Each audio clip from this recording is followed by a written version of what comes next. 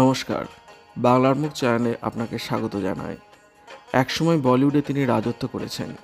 প্রায় 4 দশক ধরে বলিউডের ছবিতে নায়িকার কণ্ঠে তাঁর গান শুনেছেন মানুষ। কিন্তু 2024 সালে তার কণ্ঠ হঠাৎ থেমে যায়। নিজেই ঘোষণা করেছিলেন গায়িকা অলকা ইয়াগনিক। জানিয়েছিলেন তিনি শ্রবণ শক্তি হারিয়েছেন, যার জেরে সঙ্গীত থেকে দূরে সরে যান তিনি। এখন কেমন আছেন অলকা? একটি ভাইরাল সংক্রমণের জন্য শ্রবণ শক্তি হারিয়েছিলেন তিনি, যার জন্য বন্ধ হয়ে যায় গান গাওয়া। সম্প্রতি এক সাক্ষাৎকারে অলকা জানান তার অবস্থা তেমন কোনো উন্নতি হয়নি, সেজন্যই এখনও তিনি কাজে ফিরতে পারেননি। গায়িকার কথায়, গীতিকার ও সুরকারেরা প্রায় আমাকে গান গাওয়ার প্রস্তাব দেন, কিন্তু আমি এখন গাইতে পারছি না। কিভাবে শ্রবণ শক্তি হারিয়েছিলেন অলকা? 2024 সালে একটি বিবৃতির মাধ্যমে বর্ষিয়ান গায়িকা লিখেছিলেন, কয়েক সপ্তাহ আগে বিমান থেকে নামার সময় হঠাৎ মনে হলো আমি কানে কিছু শুনতে পাচ্ছি না।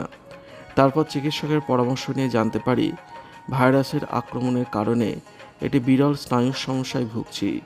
এই সমস্যার কারণে আমার শ্রবণ শক্তি হ্রাস পেয়েছে। এটা আমার কাছে বড় ধাক্কা। আমি সমস্যাটার সঙ্গে মানিয়ে নেওয়ার চেষ্টা করছি। দয়া করে আমার জন্য প্রার্থনা করুন। অলকার এই পোস্টে মন ভেঙেছিল তার অনুরাগীদের। শ্রবণ শক্তির বিশেষ যত্ন নেওয়ার কথা মনে করিয়ে দিয়েছিলেন গায়িকা। বিশেষ করে এই প্রজন্মের উদ্দেশ্যে তার অনুরোধ ছিল জোরালো শব্দ থেকে দূরে থাকাই বাঞ্ছনীয়। একইভাবে দিনরাত কানে হেডফোন গুঁজে কাজ না করার পরামর্শ দিয়েছিলেন তিনি। সম্প্রতি গায়িকার জন্মদিনে তার আরোগ্য কামনা করেছেন উদিত নারায়ণও। 90-এর দশকে একচেটিয়া আধিপত্য ছিল তাঁর। মাত্র 14 বছর বয়সে বলিউডের গানে অভিষেক হয়েছিল অলকা ইয়াগনিকের। 2000-এরও বেশি গানের রেকর্ড রয়েছে তাঁর ঝুলিতে। অন্তত 16টি ভাষায় গান গেয়েছেন। 20 মার্চ ছিল অলকা ইয়াগনিকের জন্মদিন। উইকিপিডিয়া বলছে 60-এ পা দিয়েছেন গায়িকা। মধ্যবিত্ত পরিবারে বেড়ে ওঠা, মায়ের কাছেই সঙ্গীতের তালিম নেওয়া শুরু। মাত্র 6 বছর বয়সে আকাশবাণী কলকাতায় গান গাওয়া শুরু করেছিলেন তিনি। তার কেরিয়ার এখন যে উচ্চতায় পৌঁছেছে তার পুরো কৃতিত্বই মাকে দেন শিল্পী।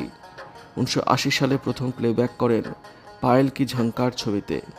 এরপর আর পিছন ফিরে তাকাতে হয়নি। গানের জগতে তার কৃতিত্ব যেমন গোছানো, ব্যক্তিগত জীবনেও তেমনই এই শিল্পী। একদিন মায়ের সঙ্গে দিল্লি যান অলকা।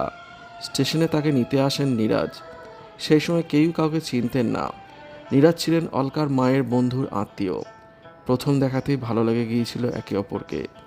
1989 সালে শিলংয়ের একটি ব্যবসায়ীকে বিয়ে করেন তিনি। তবু বিয়ের পর প্রায় 27 বছর আলাদা থেকেছেন তারা।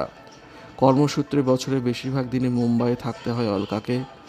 অন্যদিকে তার স্বামী নীরাজ ব্যবসার কারণে রয়ে যেতে হয় শিলংয়ে। যে কোনো সম্পর্কে এরকম দূরত্ব থেকে বিচ্ছেদের দিকেই এগোয়, কিন্তু অলকার ক্ষেত্রে ব্যতিক্রমী। কেরিয়ারের মধ্যগগনে মুম্বাইয়ে কাজ ফেলে চলে আসা তার পক্ষে সম্ভব ছিল না।